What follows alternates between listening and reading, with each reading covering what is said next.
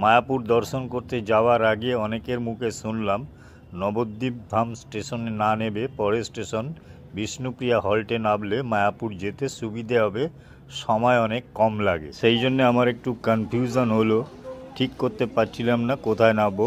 অবশেষে সিদ্ধান্ত নিই আমি নবদ্বীপ ধাম স্টেশনেই নামবো, ওখান থেকে মায়াপুর যাব আর ফেরার সময় আমি বিষ্ণুপ্রিয়া হল্ট স্টেশন হয়ে ফিরব। তখন দুটোর পার্থক্য খুব সহজেই আমি বুঝতে পারবো। একটা জিনিস আমি আপনাদের পরিষ্কার করে বলে দিই, আপনি নবদ্বীপ ধাম স্টেশনেই নামুন ইয়া বিষ্ণুপ্রিয়া হল্ট স্টেশনে, আপনাকে যেতে হবে ফেরিঘাট।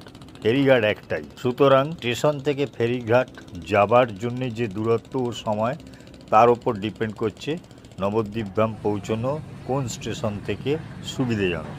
ফেরিঘাট থেকে মায়াপুর যাবার যে সময় ও দূরত্ব সেটা একই, আপনি যেই স্টেশনেই নামুন না কেন। তো এবার প্রশ্ন হচ্ছে কোন স্টেশন থেকে ফেরিঘাট কত দূরে। দেখুন, নবদ্বীপ ধাম স্টেশন থেকে ফেরিঘাট 3 কিলোমিটার, সময় লাগে 15 মিনিট, ভাড়া লাগে 20 টাকা। বিষ্ণুপ্রিয়া হল্ট স্টেশন থেকে ফেরিঘাট 2 কিলোমিটার, কিন্তু এর মাঝখানে কিছু কিছু রাস্তা অত্যাধিক সরু, যার ফলে সময় ওই 15 মিনিটই লাগে, ভাড়া লাগে 15 টাকা।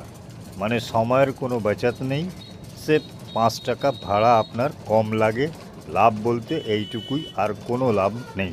আমার সুপারিশ হলো আপনি ফেরার সময় বিষ্ণুপ্রিয়া হল্ট স্টেশন হয়ে ফিরতে পারেন। বিষ্ণুপ্রিয়া হল্ট স্টেশনে প্যাসেঞ্জার কম থাকে, ফলে ট্রেন খালি পাবেন, বসার জায়গাও পেতে পারেন।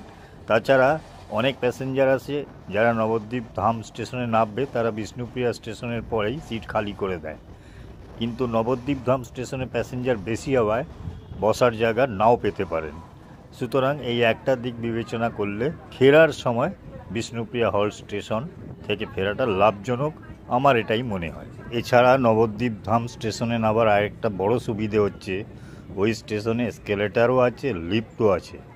সুতরাং আপনাকে 3 নম্বর স্টেশন থেকে বেরিয়ে বাইরে যাবার জন্যে এসকেলেটার ও লিফটের সুবিধা নিতে পারেন, যেটা বিষ্ণুপ্রিয়া হল্ট স্টেশনে নেই। এই ভিডিওটাতে দেখতে পাচ্ছেন বিষ্ণুপ্রিয়া হল্ট স্টেশনে একটা লোকাল ট্রেন দাঁড়িয়ে আছে, এই প্ল্যাটফর্মেই আপনাকে নামতে হবে। এবার প্ল্যাটফর্ম থেকে হেঁটে পিছন দিকে আসতে হবে, পিছনে একটা লেভেল ক্রসিং আছে, ওই লেভেল ক্রসিং থেকে বাঁ দিকে একটু গেলে আপনি অটো স্ট্যান্ড পাবেন। 2 নম্বর হচ্ছে নবদ্বীপ ধাম থেকে বিষ্ণুপ্রিয়া হল্ট স্টেশন 2 কিলোমিটার। তো ট্রেনের তো বিষ্ণুপ্রিয়া হল্ট স্টেশনে পৌঁছতে একটা সময় লাগবে, ধরে নিন 3-4 মিনিট। তারপর আপনি বিষ্ণুপ্রিয়া হল্ট স্টেশনে নেবে, আবার এতটা হেঁটে যাবেন, তাতেও 4-5 মিনিট লাগবে।